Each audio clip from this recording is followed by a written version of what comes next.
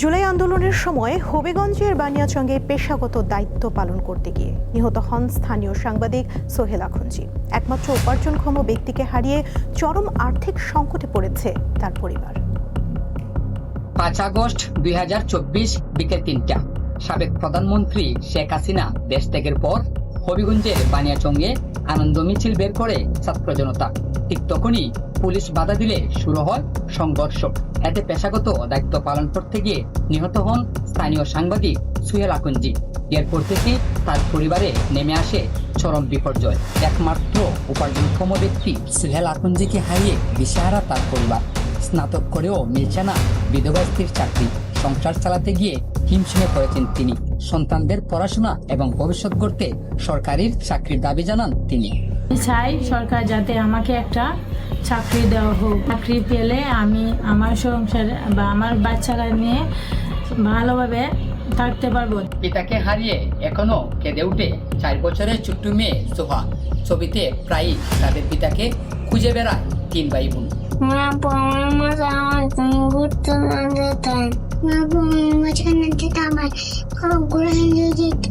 সাংবাদিক কল্যাণ ট্রাস্টের মাধ্যমে আর্থিক সহযোগিতার পাশাপাশি পরিবারটির পাশে রয়েছে বলে জানিয়েছে প্রশাসন। ওনাদেরকে জানিয়ে রেখেছি, ওনাদের যেই কোনো সমস্যা, যেই কোনো প্রয়োজন যেন আমাদের সাথে তৎক্ষণাৎ যোগাযোগ করে এবং আমরা সেই বিষয়ে ওনাকে সহযোগিতার বিষয়ে বদ্ধপরিকর। সঠিক তদন্তের মাধ্যমে সাংবাদিক সোহেল হত্যার বিচারের দাবি জানিয়েছেন স্থানীয়রা। আখলাস আহমেদ প্রিয়, দীপ্ত সংবাদ, হবিগঞ্জ। বর্ষায় নদীমাতৃক বাংলাদেশের বিভিন্ন অঞ্চলে প্রাণ ফিরে পায় নৌকার হাট। তেমনি একটি শরীয়তপুরের বুড়ির হাট। প্রতি মঙ্গলবার যেখানে নৌকা কেনাবেচা করতে ভিড় করেন আশপাশের এলাকার মানুষ। নৌকা কারো শখের বাহন, কারো জীবিকার অবলম্বন। বর্ষা এলেই প্রাণ ফিরে পায় শরীয়তপুরের বুড়িরহাটের ঐতিহ্যবাহী শতবর্ষের পুরাতন নৌকার হাট। স্থানীয়ভাবে এটি 20 শতকের শুরুর দিকে নিত্যপণ্য প্রয়োজনীয় কেনাবেচার হাট হিসেবেই পরিচিত ছিল। পরে স্থানীয় কাঠমিস্ত্রিরা 2-1 নৌকা তৈরি করে বিক্রি করতেন হাটে। এরপর থেকেই এটি নৌকা তৈরি কেনাবেচার হাট হিসেবে পরিচিত পায়। প্রত্যেক মঙ্গলবারে এখানে 50 থেকে 60টি নৌকা বিক্রি হয়, যা ক্রয় এবং বিক্রয় করতে এখানে ভিড় করেন স্থানীয় এবং দূর দূরান্ত থেকে আসা ক্রেতা বিক্রেতারা। নৌকা তৈরির জন্য প্রয়োজনীয় কাঁচামালের সংকট এবং অন্যান্য আসবাবপত্রের দাম বৃদ্ধির ফলে এই পেশা কিন্তু ছেড়ে যাচ্ছেন অনেক নৌকা তৈরির কারিগররা। বিভিন্ন ধরনের সমস্যার কারণে আমাদের হাটটা এখন দিন দিন মাইল খেতেছে। আর যে আমার নৌকা কোঠা পেশা কিনে, এই পেশা কিনে একটু তেমনটা হইতেছে না। কারণ রোড গার্ড হয়ে গেছে, পানি কাজে কম হয়, এলাকা সবার নৌকা কোষার দরকার পড়ে না, এলাকা চাহিদাটা কম। কোষা মনে করেন আগের মতো আগে যে চাহিদাগুলো ছিল বিভিন্ন কারণবশত মিস্ত্রিও বানায় ব্যস্ত করতে পারে না। আর রাস্তাঘাট কিছু হওয়াতে কোষার তেমন চাহিদা নেই। বর্ষা এলেই প্রাণ ফিরে পায় বুড়িরহাটের এই ঐতিহ্যবাহী নৌকার হাট। কেউ বা আসেন প্রয়োজনের তাগিদে, কেউ বা বাংলার ঐতিহ্য নৌকাকে দেখতে ভিড় করেন। সালাউদ্দিন রূপম, দীপ্ত সংবাদ, শরীয়তপুর।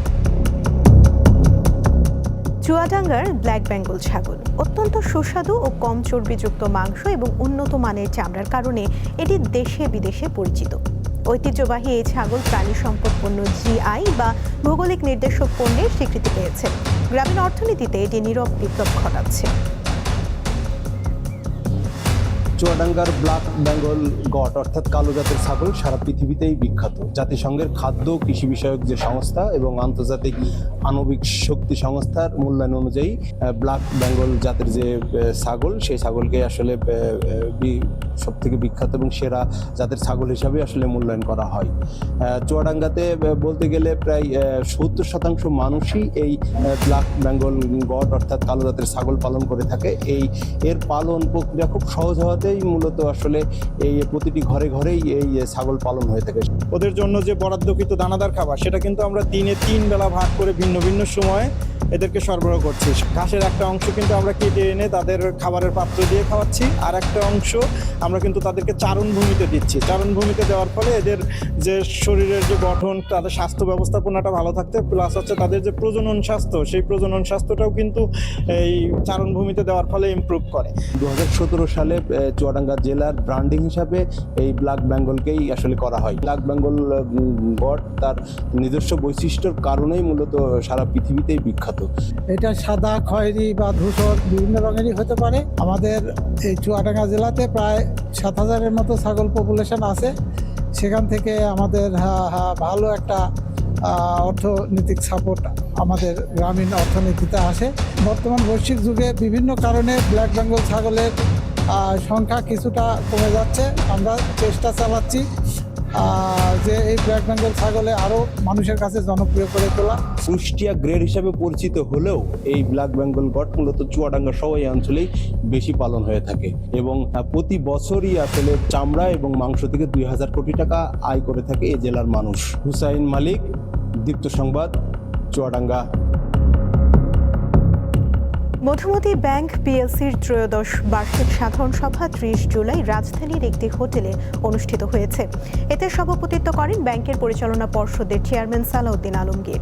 অন্যদের মধ্যে উপস্থিত ছিলেন ভাইস চেয়ারম্যান মোহাম্মদ ইসমাইল হোসেন, নির্বাহী কমিটির চেয়ারম্যান মোস্তফা কামাল, ঝুঁকি ব্যবস্থাপনা কমিটির চেয়ারম্যান এ মান্নান খান ও ব্যাংকের ব্যবস্থাপনা পরিচালক মোহাম্মদ শফিউল আজম।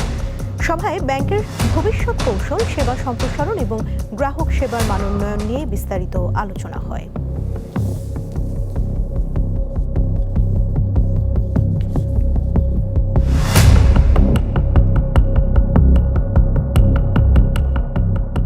নবম জাতীয় খো-খো চ্যাম্পিয়নশিপের পুরুষ ও নারী দুই বিভাগেই চ্যাম্পিয়ন হয়েছে বাংলাদেশ আনসার দল।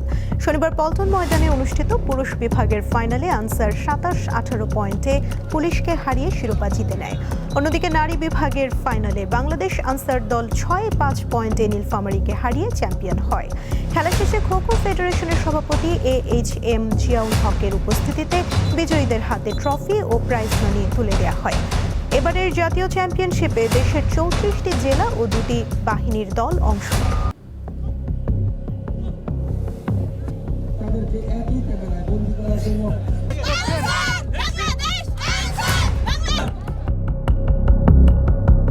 নৌপথ দূষণমুক্ত করে ব্যবহার উপযোগী করার নির্দেশ দিয়েছেন প্রধানমন্ত্রী তারেক রহমান।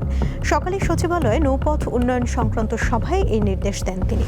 পরে সড়ক, নৌ ও রেলমন্ত্রী শেখ রবিউল আলম জানান, ঢাকার চারপাশের বুড়িগঙ্গা, তুরাগ, বালু ও শীতলক্ষা নদীতে বৃত্তাকার নৌপথ চালুর বিষয়ে সরকার কাজ করছে। এই নৌপথে আওয়ামী লীগ সরকারের আমলে 10 বছরে 57 কোটি টাকা ক্ষতি হয়েছে। এবার সেটি পর্যালোচনা করে প্রকল্প নেওয়া হবে। সরকার ঢাকার চারপাশে 110 কিলোমিটার নৌপথে ওয়াটার বাস চালুর পরিকল্পনা করছে বলে জানান নৌমন্ত্রী।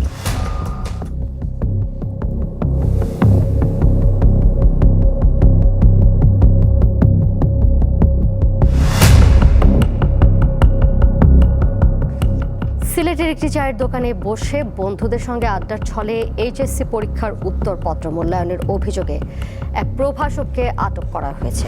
এ সময় প্রায় 400 খাতা জব্দ করেছে সিলেট মাধ্যমিক উচ্চ মাধ্যমিক শিক্ষা বোর্ড কর্তৃপক্ষ। শনিবার রাত 11:30টার দিকে শাহজালাল বিজ্ঞান ও প্রযুক্তি বিশ্ববিদ্যালয়ের প্রধান ফটক সংলগ্ন একটি চায়ের দোকানে ঘটনা ঘটে। সিলেট শিক্ষা বোর্ডের পরীক্ষা নিয়ন্ত্রক অধ্যাপক বিলকিস ইয়াসমিন ঘটনাস্থলে উপস্থিত থেকে খাতাগুলো জব্দ করেন। অনিয়মে জড়িত ওই শিক্ষকের নাম ইকবাল হোসেন সোহান। তিনি সিলেট মেট্রো সিটি ও ওমেন্স কলেজের প্রভাষক এবং শাহজালাল বিজ্ঞান ও প্রযুক্তি বিশ্ববিদ্যালয়ের বাংলা বিভাগের 2017-18 শিক্ষাবর্ষের প্রাক্তন ছাত্র। হবিগঞ্জে এনসিপির কেন্দ্রীয় নেতাদের গাড়িবহরে হামলার অভিযোগে দায়ের করা মামলায় ছাত্রদলের 11 নেতাকর্মীকে জামিন দিয়েছে আদালত। দুপুরে জেলা ছাত্রদলের সভাপতি শাহ রাজীব আহমেদ রিঙ্গন সহ 11 জন আদালতে আত্মসমর্পণ করেন। পরে হবিগঞ্জের চিফ জুডিশিয়াল ম্যাজিস্ট্রেট আদালতে তাদের জামিনের আবেদন করা হয়। শুনানি শেষে আদালত তাদের জামিন মঞ্জুর করেন। গত 28 জুলাই জাতীয় নাগরিক পার্টির গাড়িবহরে হামলার ঘটনায় সার্জিস আলম সহ দলের বেশ কয়েকজন নেতাকর্মী আহত হন। পরদিন 29 জুলাই যুবশক্তির আহ্বায়ক তন্ময় তাহের রুয়েল বাদী হয়ে হবিগঞ্জ সদর থানায় ছাত্রদলের 11 নেতাকর্মীর নাম উল্লেখ করে এবং অজ্ঞাত 100 জনের বিরুদ্ধে এই মামলাটি করেন।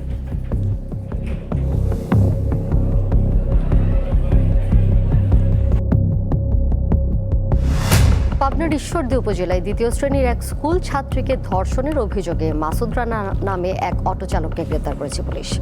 শনিবার রাতে তাকে বাড়ি থেকে গ্রেপ্তার করা হয়।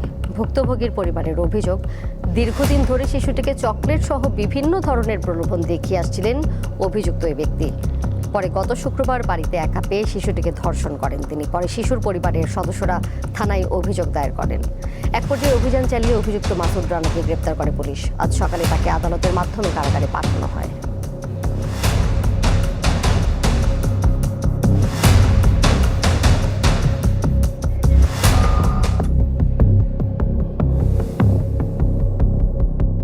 জুলাই গণ অভ্যুত্থানের দ্বিতীয় বর্ষপূর্তি উপলক্ষে গোপালগঞ্জের টুঙ্গিপাড়ায় একটি স্মারক তোরণ নির্মাণের কয়েক ঘন্টার মধ্যে তা পুড়িয়ে দেওয়ার অভিযোগ উঠেছে। শনিবার বিকেলে টুঙ্গিপাড়ায় শেখ মুজিবুর রহমানের সমাধিসৌধের ১ নম্বর গেটের দক্ষিণ পাশে কিছুটা দূরে তোরণটি নির্মাণ করা হয়। স্থানীয়রা জানান, জুলাই গণ অভ্যুত্থানে নিহত শহীদ ও আহতদের স্মরণে টুঙ্গিপাড়া পৌর ছাত্রদল ও স্বেচ্ছাসেবক দল তোরণটি নির্মাণ করে। শনিবার সন্ধ্যার পর কে বা কারা তোরণটিতে আগুন দিয়ে পালিয়ে যায়। এতে তোরণটির আংশিক অংশ পুড়ে যায়। বিষয়টি নিয়ে এলাকায় চাঞ্চল্য সৃষ্টি হয়েছে। খবর পেয়ে পুলিশ ঘটনাস্থল পরিদর্শন করেছে। ঘটনা তদন্তে মাঠে নেমেছে পুলিশ।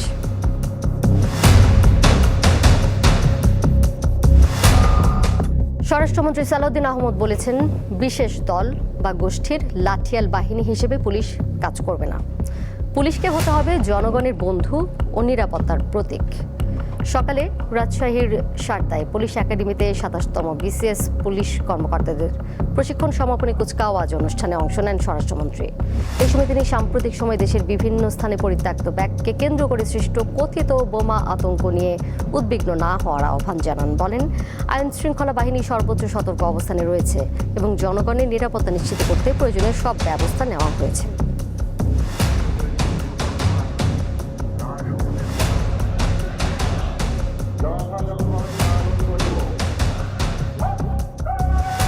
বর্তমান সরকার বিশ্বাস করে পুলিশ কোনো বিশেষ দলের বা গোষ্ঠীর লাঠিয়াল বাহিনী নয়, বরং পুলিশ হবে জনগণের কৃত্রিম বন্ধু।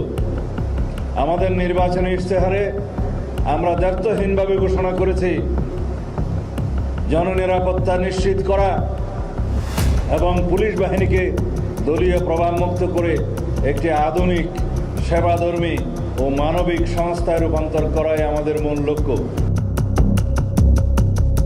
চট্টগ্রামের শীর্ষ সন্ত্রাসী ডেভিড ইমন ও তার ৪ সহযোগীকে ১০ দিনের রিমান্ড আবেদন মঞ্জুর করেছে আদালত। সকালে চট্টগ্রামের জুডিশিয়াল ম্যাজিস্ট্রেট আদালত ৩-এর বিচারক মোতাসিম বিল্লাহ শুনানি শেষে এই আদেশ দেন। ৫ আসামিকে ফটিকছড়ির ২টি হত্যা ও অস্ত্র মামলায় ৫ দিন করে মোট ১০ দিন রিমান্ড মঞ্জুর করে আদালত। চট্টগ্রাম মহানগর ও জেলা পুলিশের তালিকাভুক্ত শীর্ষ সন্ত্রাসী ডেভিড ইমনকে বৃহস্পতিবার ৩ সহযোগী সহ যশোরে গ্রেপ্তার করা হয়। পরে আরও এক সহযোগীকে গ্রেপ্তার করা হয়। ইমনের বিরুদ্ধে হত্যা ও চাঁদাবাজি সহ ১ ডজনেরও বেশি মামলা রয়েছে বলে জানিয়েছে পুলিশ।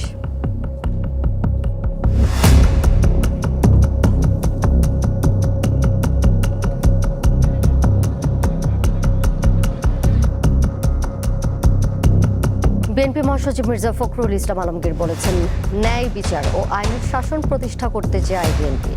রবিবার দুপুরে ঠাকুরগাঁও জেলা আইনজীবী সমিতির সংবর্ধনা অনুষ্ঠানে মির্জা ফখরুল বলেন, দীর্ঘ লড়াই সংগ্রামের পর ফ্যাসিস্ট শাসন ব্যবস্থা থেকে বেরিয়েছে দেশের মানুষ। আগামীতে নতুন একটা সম্ভাবনা সৃষ্টি হয়েছে, তা হলো গণতান্ত্রিক ব্যবস্থাকে সুদৃঢ় করা। ন্যায় বিচারের জন্য প্রভাবমুক্ত বিচার বিভাগ গড়ে তোলার উপর গুরুত্ব দেন তিনি। মির্জা ফখরুল বলেন, দক্ষ প্রশাসন গড়ে তুলতে সক্ষম হলে রাষ্ট্র উপকৃত হবে।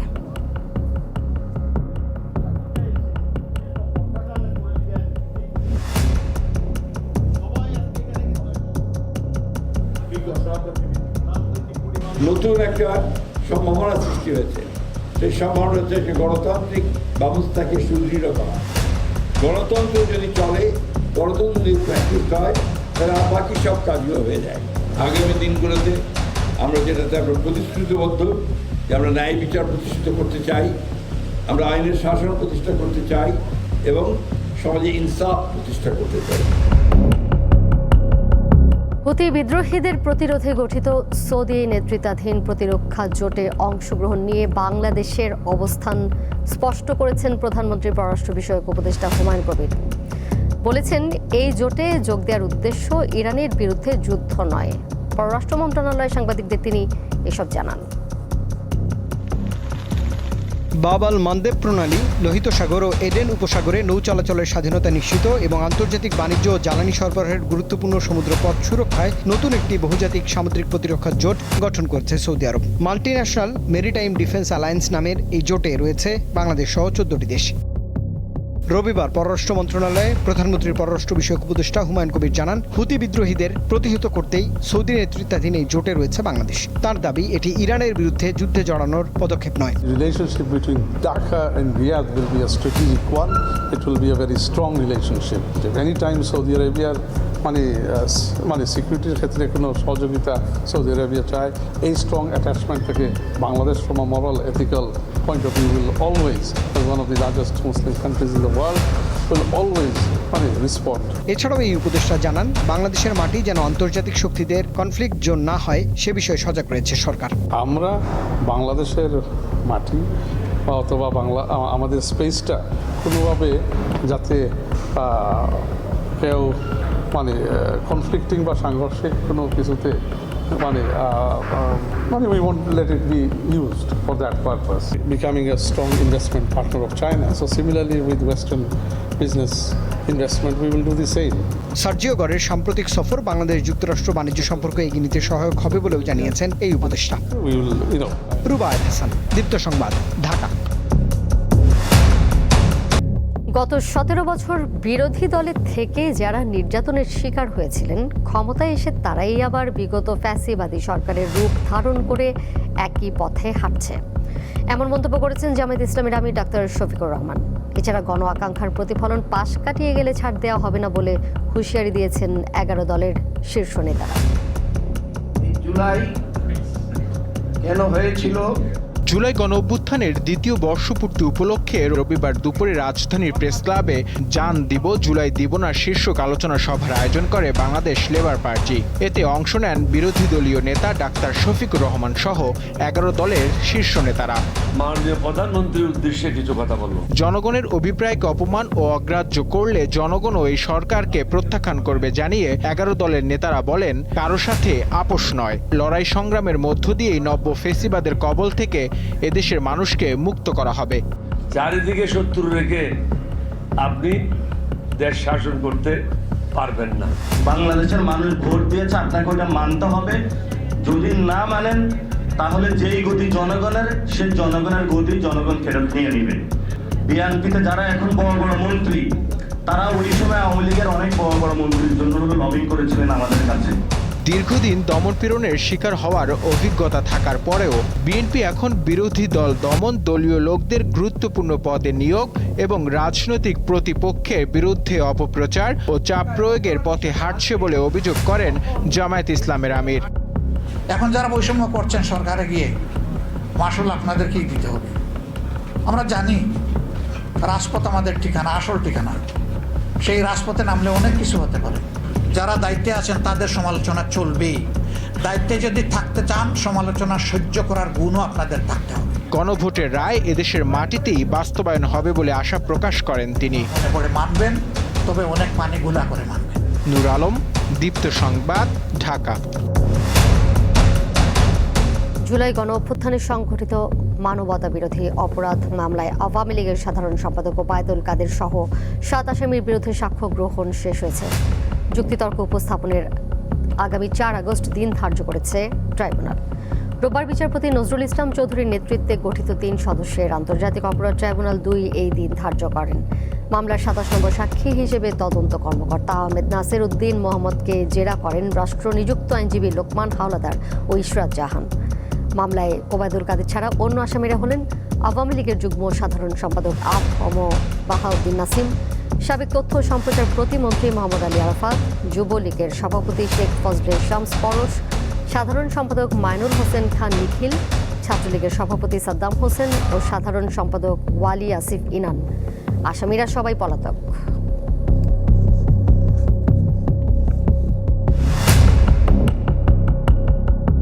পারিবারিক কলহের জেরে রাজধানীর কাঁঠাল বাগানে ছুরিকাঘাতে স্ত্রী ও শাশুড়িকে হত্যা করেছে এক ব্যক্তি।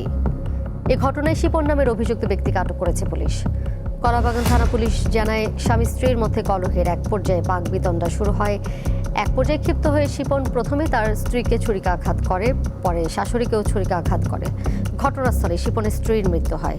গুরুতর আহত অবস্থায় শাশুড়িকে ঢাকা মেডিকেল কলেজ হাসপাতালে নেওয়া হলে চিকিৎসকরা তাকেও মৃত ঘোষণা করেন। মরদেহ ময়নাতদন্তের জন্য মর্গে রাখা হয়েছে।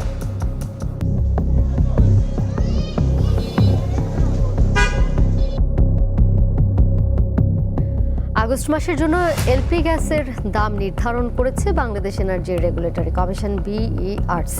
রোববার সংস্থাটির এক বিজ্ঞপ্তিতে জানানো হয়, ভোক্তা পর্যায়ে এলপিজির দাম প্রতি কেজি 133 টাকা 15 পয়সা নির্ধারণ করা হয়েছে। ফলে 12 কেজির সিলিন্ডারের নতুন খুচরা মূল্য নির্ধারণ করা হয়েছে 1598 টাকা। জুলাই মাসে এই দাম ছিল 1528 টাকা। সেই হিসেবে চলতি মাসে দাম বেড়েছে 70 টাকা। নতুন এই দাম সন্ধ্যা থেকেই কার্যকর হয়েছে। একই সঙ্গে যানবাহনে ব্যবহৃত অটো গ্যাসের দামও বাড়ানো হয়েছে। নতুন দাম অনুযায়ী প্রতি লিটার হবে 73 টাকা 67 পয়সা। আগের মাসে এর দাম ছিল 70 টাকা 40 পয়সা।